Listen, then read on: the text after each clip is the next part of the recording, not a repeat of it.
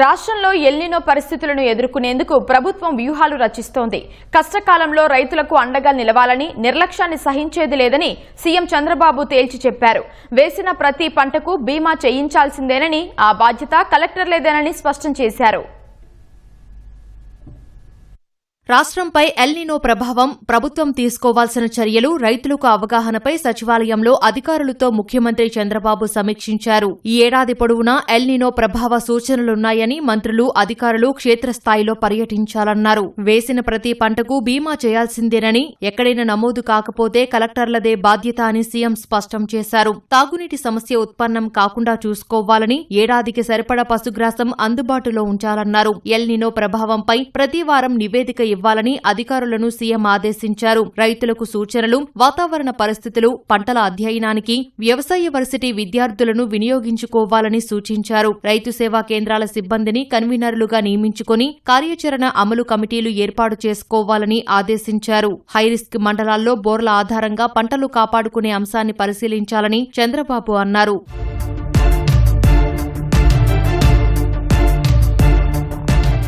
El Niño ప్రభావం ఏ స్థాయిలో ఉండబోతోందో రైతులకు ముందే చెప్పాలని సీఎం స్పష్టం చేశారు. ల్యాండ్ పార్సెళ్ల వారీగా ఏ పంటకు ఇబ్బంది వస్తుందో గుర్తించాలని, అక్కడ భూగర్భ జలాల పరిస్థితిని తెలుసుకోవాలన్నారు. రైతు సేవా కేంద్రాల సిబ్బందిని అప్రమత్తం చేసి అన్నదాతలకు సరైన సమాచారమిస్తే పెట్టుబడులు వృధా కావని చెప్పారు. పశువుల దానా, గ్రాసం విషయంలో ఇబ్బందులు రాకూడదన్నారు. పాల ఉత్పత్తి తగ్గడానికి వీల్లేదన్నారు. కూరగాయలు సహా నిత్యావసరాల ధరలు పెరగకుండా చర్యలు తీసుకోవాలని సీఎం అన్నారు. జిల్లాకొకటి చొప్పున మొబైల్ రైతు బజార్లు ఏర్పాటు చేయాలని సూచించారు. ఎల్నినో ఉపద్రవాన్ని అధికార యంత్రాంగం సవాల్గా తీసుకుని విస్తృతంగా అవగాహన కార్యక్రమాలు ఏర్పాటు చేయాలని, మార్కెట్ కమిటీలు, నీటి సంఘాల సభ్యుల్ని భాగస్వామ్యుల్ని చేయాలని నిర్దేశించారు. ఎల్నినో కార్యాచరణలో శాఖల మధ్య సమన్వయం తప్పనిసరి అని సీఎం తేల్చి చెప్పారు.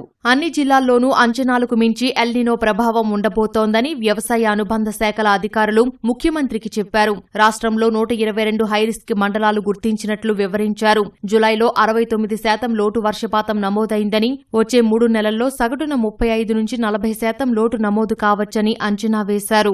జూన్, నవంబర్ మధ్య 844 మిల్లీమీటర్ల వర్షపాతం కురవాల్సి ఉండగా 551 మిల్లీమీటర్లకే పరిమితం కావచ్చన్నారు. ప్రకాశం, పశ్చిమ గోదావరి, అన్నమయ్య, కృష్ణా, కడప జిల్లాల్లో అధిక వర్షాభావ పరిస్థితులుంటాయని, ఆయా జిల్లాల్లో 2,78,000 హెక్టార్లలో పత్తి, 1,07,000 హెక్టార్లలో వరిపై ప్రభావం పడుతుందన్నారు. 5 నెలలకు సరిపడా 286,30,000 టన్నుల పశుగ్రాసం అందుబాటులో ఉంచినట్లు అధికారులు సీఎంకు వివరించారు.